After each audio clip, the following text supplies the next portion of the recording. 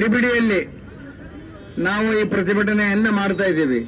ಇವತ್ತೇ ಮಾಡಬೇಕು ಅಂತೇಳಿ ಕಚೇರಿಯಿಂದ ರಾಜ್ಯದ ಕಚೇರಿಯಿಂದ ಸಂದೇಶ ಬಂದದ್ರಿಂದ ಮಧ್ಯಾಹ್ನ 12ರಿಂದ 12:30 ಒಳಗಾಗಿ ಇವತ್ತು ಸಿದ್ದರಾಮಯ್ಯನವರು ಏನು ತಪ್ಪುಗಳನ್ನು ಮಾಡಿದ್ರು ಅದು ತಪ್ಪಾಗಿದೆ. ಗವರ್ನರ್ ಪ್ರಾಸಿಕ್ಯೂಷನ್ ಮಾಡುವಂತಹದ್ದು ಸರಿ ಇದೆ.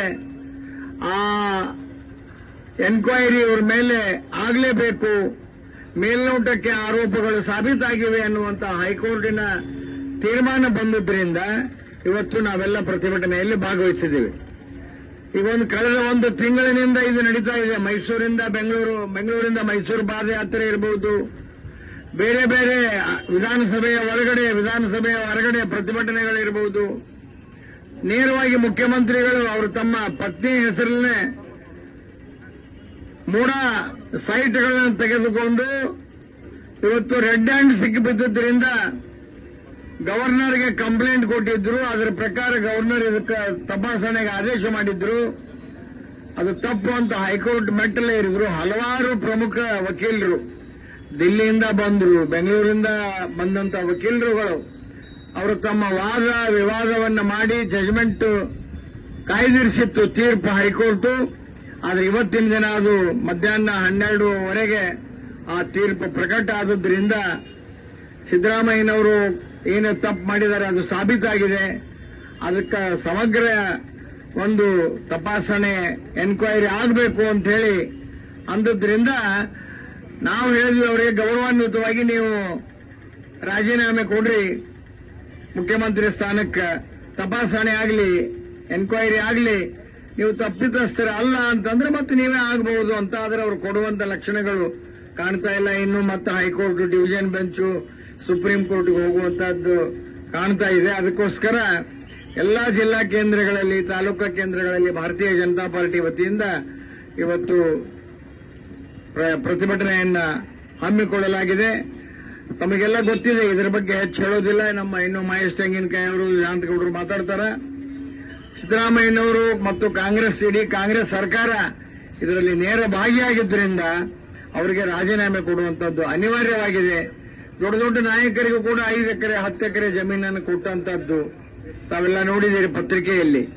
ಅದಕ್ಕಾಗಿ ಇದು ವೈಯಕ್ತಿಕ ಲಾಭ ಮಾಡಿಕೊಳ್ಳುವಂತ ಸರ್ಕಾರ ವಿನಃ ಇವರಿಗೆ ಜನಹಿತ ಏನೋ ಗೊತ್ತಿಲ್ಲ, ಜನರ ಪರವಾಗಿ ಆಡಳಿತ ಇಲ್ಲ ಅನ್ನುವಂಥದ್ದು ಸಾಬೀತಾಗಿದ್ದರಿಂದ ಅನಿವಾರ್ಯವಾಗಿ ನಾವು ಬೀದಿಗಿಳಿದು ಹೋರಾಟ ಮಾಡಬೇಕಾಗಿದೆ. ಎಲ್ಲಿವರೆಗೂ ಸಿದ್ದರಾಮಯ್ಯನವರು ರಾಜೀನಾಮೆ ಕೊಡೋದಿಲ್ಲ ಅಲ್ಲಿವರೆಗೂ ಇದು ನಿರಂತರವಾಗಿ ನಡೀತದೆ ಅನ್ನುವಂತ ಮಾತನ್ನು ಹೇಳಿ, ಇವತ್ತು ಸಿದ್ದರಾಮಯ್ಯನವರು ಅವರು ಬಹಳ ಒಳ್ಳೆ ಹಿನ್ನೆಲೆಯಿಂದ ಬಂದಂತವರು ಅಂತ ಹೇಳ್ಕೊಂತಾರ. ಅದೇನಾದ್ರೂ ಇದ್ರೆ ಅವರು ತಕ್ಷಣ ರಾಜೀನಾಮೆ ಕೊಟ್ಟು ಈ ಎನ್ಕ್ವೈರಿಯನ್ನು ಎದುರಿಸಬೇಕಾಗಿತ್ತು. ಆದ್ರೆ ಯಾಕೋ ಅವರು ಬಹಳ ನಿಧಾನಗತಿಯಲ್ಲಿ ಸಾಗಿದಂಗೆ ಕಾಣ್ತದೆ. ಆ ನಿಟ್ಟಿನಲ್ಲಿ ಇವತ್ತು ಅವರು ಅನಿವಾರ್ಯ ಇದು ರಾಜೀನಾಮೆ ಕೊಡಲೇಬೇಕು, ರಾಜೀನಾಮೆ ಕೊಡಬೇಕೆಂದು ಒತ್ತಾಯ ಮಾಡಿ ಸಿದ್ದರಾಮಯ್ಯನ ಹೆಸರು ಆಗಾಡಕತ್ತದ ಈಗ ಒಳ್ಳೆ ವಾಪಸ್ ಗೌರ್ನರ್ ಬಗ್ಗೆ ಇಲ್ಲ ಸಲ್ಲದ ಮಾತನ್ನ ಇಡೀ ರಾಜ್ಯ ಸರ್ಕಾರದ ಎಲ್ಲ ಮಂತ್ರಿಗಳು, ಶಾಸಕರು ಮುಗಿಬೀಳತಕ್ಕಂಥ ಪ್ರಯತ್ನ ಮಾಡಿದ್ರು. ಗವರ್ನರ್ಗೆ ಹೋದಲ್ಲೇ ಕಾರ್ಯಕ್ರಮದಲ್ಲಿ ಗೋಬೇಕಂತಕ್ಕಂಥ ಕಾರ್ಯಕ್ರಮವನ್ನು ಯೋಚನೆ ಮಾಡಿದ್ರು. ಇಡೀ ರಾಜ್ಯಾದ್ಯಂತ ಗವರ್ನರ್ ಬಗ್ಗೆ ಪ್ರತಿಭಟನೆಗಳನ್ನು ಮಾಡಿಸುವಂತ ಪ್ರಯತ್ನವನ್ನು ಕೂಡ ಇವತ್ತು ಕಾಂಗ್ರೆಸ್ ಪಾರ್ಟಿ ಸರ್ಕಾರ ಮಾಡಿತು. ಆದ್ರೆ ಯಾವಾಗೂ ನ್ಯಾಯಾಲಯದ ಕಟ್ಟೆಯನ್ನು ಏರ್ತು ಈ ಪ್ರಕರಣ. ಆ ಪ್ರಕರಣ ನಡೆದಂತ ಸಂದರ್ಭದಲ್ಲಿ ನಾವೆಲ್ಲರೂ ಕೂಡ ನೋಡ್ತಾ ಇದ್ವಿ. ಈಗ ವಿಶೇಷವಾಗಿ ನ್ಯಾಯಾಲಯದ ಎಲ್ಲ ವಿಷಯಗಳು ಕೂಡ ಆನ್ಲೈನ್ ನಲ್ಲಿ ಬರ್ತಕ್ಕಂಥ ಕಾರಣಕ್ಕಾಗಿ ನಾವೆಲ್ಲರಿಗೂ ನೋಡಕ್ ಸಾಧ್ಯ ಐತಿ. ಯಾವ ರೀತಿ ವಾದ ಪ್ರತಿವಾದಗಳು ನಡೆದು ಅನ್ನೋದನ್ನ ನಾವೆಲ್ಲರೂ ನೋಡಿದ್ವಿ. ನಮಗೊಂದು ಕಡೆ ವಿಶ್ವಾಸ ಇತ್ತು, ಗವರ್ನರ್ ತೆಗೆದುಕೊಂಡಿರ್ತಕ್ಕಂಥ ನಿರ್ಣಯಕ್ಕೆ ನ್ಯಾಯಾಲಯ ಸಮ್ಮತಿ ಕೊಡ್ತದೆ ಅನ್ನತಕ್ಕಂಥ ವಿಶ್ವಾಸದಲ್ಲಿದ್ವಿ. ವಾದಿ ಪ್ರತಿವಾದಿಗಳನ್ನ ಕೇಳಿದಾಗ ಕೂಡ ನಮ್ಗೆ ಅನಿಸ್ತಾ ಇತ್ತು ಇದು ಪರವಾಗಿ ಬಂದ ಬರಬಹುದು ಅಂತಕ್ಕಂಥದ್ದಿತ್ತು. ಇವತ್ತು 12 ಗಂಟೆಗೆ ನ್ಯಾಯಾಲಯದ ನ್ಯಾಯಾಧೀಶರು ಕೊಟ್ಟಿರ್ತಕ್ಕಂಥ ತೀರ್ಪು ಏನು ರಾಜ್ಯಪಾಲರ ಕ್ರಮವನ್ನು ತೆಗೆದುಕೊಂಡಿದ್ದಾರೆ ಅದು ಸೂಕ್ತವಾಗಿರ್ತಕ್ಕಂಥ ಕ್ರಮ ಐತಿ. ಮುಖ್ಯಮಂತ್ರಿಗಳ ಮೇಲೆ ಪ್ರಾಸಿಕ್ಯೂಷನ್ಗೆ ಕೊಡಬೇಕನ್ನುವಂತಕ್ಕಂಥದ್ದನ್ನು ಇವತ್ತು ಹೇಳಿದ್ಮೇಲೆ ಮುಖ್ಯಮಂತ್ರಿಗಳು ಇಷ್ಟು ದಿವಸ ಒಂದು ನಾಟಕ ಆಡ್ತಾ ಅನ್ನುವಂಥ ಪ್ರಯತ್ನ ಮಾಡಿದ್ರು. ನಾನೇನಿಲ್ಲ, ನಾ ಮಾಡಿಲ್ಲ, ನನಗೆ ಸಂಬಂಧ ಇಲ್ಲ ಅಂತಕ್ಕಂಥ ಮಾತನ್ನೆಲ್ಲ ಕಡೆ ಹೇಳ್ತಾ ಇದ್ರು. ಆದ್ರೆ ಇವತ್ತು 12 ಗಂಟೆಗೆ ಬಂದು ನಾವು ಅನ್ಕೊಂಡಿದ್ವಿ ಬಹುಶಃ 1 ಗಂಟೆಗೆ ಮುಖ್ಯಮಂತ್ರಿಗಳು ತುರ್ತು ಸಭೆಯನ್ನು ಕರೀತಾರೆ, ಸಭೆ ಕರೆದು ಕ್ಯಾಬಿನೆಟ್ ಸಭೆ ಕರೆದು ನಾನು ರಾಜೀನಾಮೆ ಕೊಡ್ತೀನಿ, ಇದ್ರ ಬಗ್ಗೆ ತನಿಖೆ ಆಗಲಿ, ನಾನು ನಿಷ್ಪಕ್ಷಪಾತ ತನಿಖೆಯಿಂದ ನಾನು ಹೊರಗೆ ಬರ್ತೀನಿ ಅಂತ ಹೇಳ್ತಾರೆ ಅಂತ ಅನ್ಕೊಂಡಿದ್ವಿ. ಆದ್ರೆ ನಮಗೆ ಗೊತ್ತಿಲ್ಲ, ಇಂಥ ಬಂಡ ಮುಖ್ಯಮಂತ್ರಿಯನ್ನು ಎಂದೂ ನೋಡಕ್ ನೋಡ್ಲಿಲ್ಲ. ಅದೇ ಯಡಿಯೂರಪ್ಪನವ್ರು ಅವತ್ತು ಬಂದಂತ ಸಂದರ್ಭದಲ್ಲಿ ಒಂದು ನಿಮಿಷನೂ ತಡ ಮಾಡಲಾಗ ರಾಜೀನಾಮೆ ಬೀಸಾಕಿ ನನ್ನ ಬಗ್ಗೆ ನೀವು ಎನ್ಕ್ವೈರಿ ಮಾಡ್ರಿ ಅಂತ ಹೇಳಿದವರು ಭಾರತೀಯ ಜನತಾ ಪಾರ್ಟಿ ಅವತ್ತಿನ ಮುಖ್ಯಮಂತ್ರಿ ಆಗಿರ್ತಕ್ಕಂಥ ಯಡಿಯೂರಪ್ಪನವ್ರು ಹೇಳಿದರು. ಆದ್ರೆ ಇದೇ ಸಿದ್ದರಾಮಯ್ಯನವರು ಸಮಾಜವಾದಿ ಹಿನ್ನೆಲೆಯನ್ನ ಬಂದೇನೆ ಅಂತ ಹೇಳ್ಕೊಂತಕ್ಕಂಥ ಮುಖ್ಯಮಂತ್ರಿಗಳು ಇನ್ನೂ ರಾಜೀನಾಮೆ ಕೊಡುವ ಒಂದು ಗೋಜಿಗೆ ಕೂಡ ಹೋಗ್ತಾ ಇಲ್ಲ. ನಾವು ಇವತ್ತು ಆಗ್ರಹ ಮಾಡ್ತಾ ಇದ್ದೇವೆ. ಇಡೀ ರಾಜ್ಯಾದ್ಯಂತ ಭಾರತೀಯ ಜನತಾ ಪಾರ್ಟಿ ಇವತ್ತು ಹೋರಾಟವನ್ನು ತೆಗೆದುಕೊಂಡಿದ್ದೇವೆ.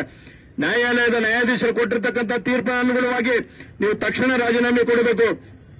ಇವ್ರ ಮೇಲೆ ಎಫ್ಐಆರ್ ಆಗುವ ಮುಖಾಂತರ ಸಂಪೂರ್ಣವಾಗಿರ್ತಕ್ಕಂಥ ತನಿಖೆಯನ್ನು ಹಾಕಬೇಕು. ಅವಾಗ ನೀವು ನಿರಪರಾಧಿ ಅಂದ್ರೆ ಮತ್ತೆ ಬಂದು ಕುಂದ್ರಿ ನಮ್ದೇನು ಅಭ್ಯಂತರ ಇಲ್ಲ. ಆದ್ರೆ ನಿಮ್ಗೇನಾದ್ರೂ ಮಾನ ಮರ್ಯಾದೆ ಇದ್ರೆ ಮೊದಲು ರಾಜೀನಾಮೆ ಕೊಟ್ಟು ಹೊರಗಡೆ ಹೋಗ್ಬೇಕನ್ನೋಂಥದ್ದನ್ನ ಈ ಸಭೆಯ ಮುಖಾಂತರ ಆಗ್ರಹ ಮಾಡಕರ್ತೇನೆ. ಇನ್ನು ವಾಲ್ಮೀಕಿ ಹಗರಣ ಬಾಕಿ ಐತಿ. ಮೂಡ ಹಗರಣದಲ್ಲೇ ನೀವು ಸಿಕ್ಕೊಂಡು ಒದ್ದಾಡಕತ್ತೀರಿ. ವಾಲ್ಮೀಕಿ ಹಗರಣದಲ್ಲಿ ಸರ್ಕಾರ ರೆಡ್ ಹ್ಯಾಂಡ್ ಅನ್ನುವಂಥದ್ದು ಆಗೈತಿ. ಸದನದಾಗ ಉಪಮುಖ್ಯಮಂತ್ರಿಗಳು ಮುಖ್ಯಮಂತ್ರಿಗಳು ಹೇಳಿದ್ರು, ನಾಗೇಂದ್ರ ಅವ್ರದ್ದು ಏನು ಇದ್ರಲ್ಲಿ ಹಸ್ತಕ್ಷೇಪ ಇಲ್ಲ, ಅಧ್ಯಕ್ಷಂದ ಏನು ಹಸ್ತಕ್ಷೇಪ ಇಲ್ಲ ಅಂತ ಇವರ ಕ್ಲೀನ್ ಚಿಟ್ ಕೊಡುವಂತ ಕೆಲಸವನ್ನು ಮಾಡಿದ್ರು. ಇವರ ಬಿ ರಿಪೋರ್ಟ್ ಹಾಕುವಂತ ಕೆಲಸವನ್ನ ವಿಧಾನಸಭೆ ಒಳಗಡೆ ಮಾಡ್ತಾರ. ಇನ್ನು ಯಾವ ರೀತಿಯಾಗಿ ಪೊಲೀಸರು ತನಿಖೆ ಮಾಡಬೇಕು ಒಂದ್ಸಲ ಯೋಚನೆ ಮಾಡ್ರಿ. ಇವ್ರ ಕೆಳಗಡೆ ಇರ್ತಕ್ಕಂಥ ನಮ್ಮ ಒಳ್ಳೆಯ ಪೊಲೀಸ್ ಅಧಿಕಾರಿಗಳಿದ್ರು ಸದ್ಯಕ್ಕೆ ಇವತ್ತು ಸರ್ಕಾರದ ಮಂತ್ರಿಗಳು ಅವನ ಹತ್ತಿಕ್ಕತಕ್ಕಂಥ ಕೆಲಸವನ್ನು ಮಾಡಕ್ ಹೋದ್ರು.